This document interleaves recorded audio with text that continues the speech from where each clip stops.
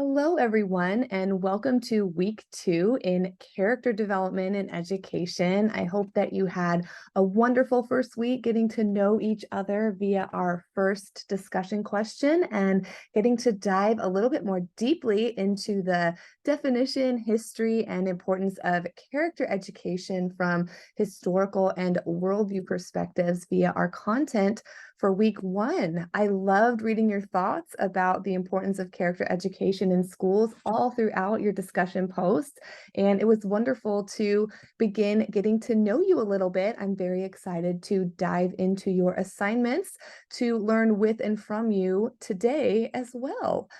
So welcome officially to week 2.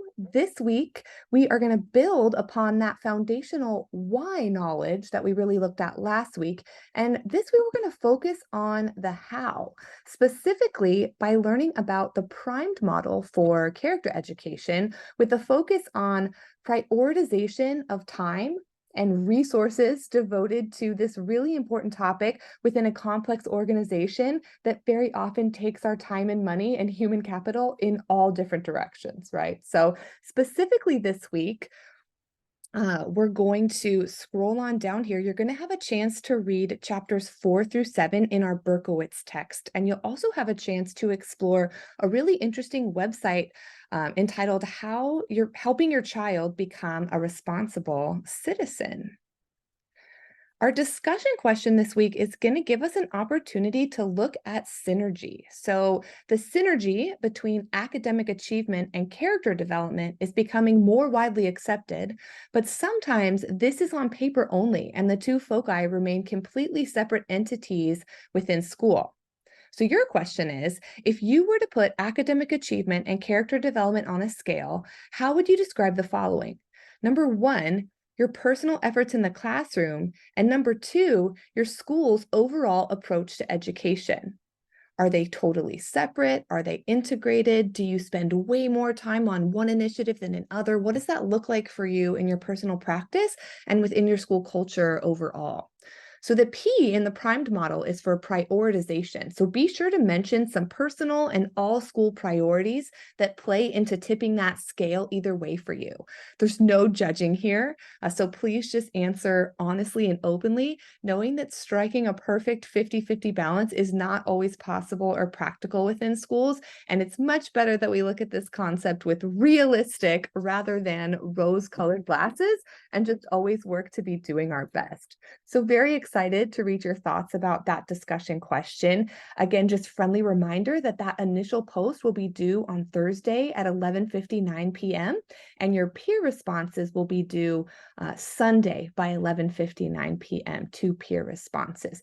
As always, go ahead and take a look at that discussion board criteria and grading rubric to make sure that your responses are setting you up for success.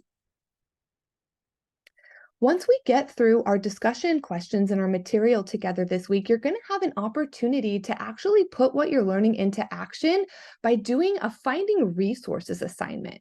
And so if you click open the assignment, this is going to also be due on Sunday night at 11:59 p.m. And as we know as educators, a potential obstacle for schools and teachers to overcome is finding resources to help fund character education programs, trainings, activities, and materials.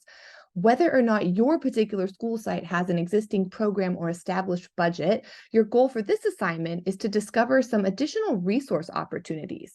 So first, you're going to decide whether you want to investigate school-wide, classroom-specific, or even teacher PD opportunities in the area of enhancing character education. An example of a school-wide opportunity might be funding to pay for a guest speaker to address the school community on a character education topic. A classroom-specific opportunity could be a local grant to cover the cost of some new materials, and a teacher training opportunity could be researching a district or even national grant aid to cover professional development specific to character education. So for this assignment, you're going to fill in the chart that's linked into the instructions here, making sure to meet the minimum requirements set forth in each section. So those are going to be really clearly articulated for you. You want to try to make your research and efforts as specific as possible to your actual interests goals, aspiration, or personal/school needs. Because the real aim of this assignment is for you to discover some actual opportunities and then consider taking the next steps at your school, whether it's in your classroom or via an administrator that might be able to help you take that next school-wide step. All right, so I hope that you have a fantastic time getting to dive a little bit farther into those particular resources. You can see that there's a detailed rubric here as well that's going to set you up for success on this assignment. And as always, throughout the week, please don't hesitate to reach out with any questions or concerns. I am always here for you and in your corner and cheering you on as you work your way through the week's materials. All right, so heading back to our Christian message of the week here.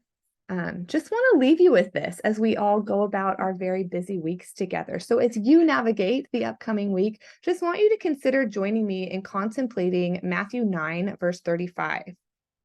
And Jesus went throughout all the cities and villages, teaching in their synagogues and proclaiming the gospel of the kingdom and healing every disease and every affliction. As we encounter our students and colleagues throughout the week, may we be encouraged to lift them up in prayer and to consider ways in which we might serve as His hands and feet in their lives, sharing God's love with them through our words and our actions to them.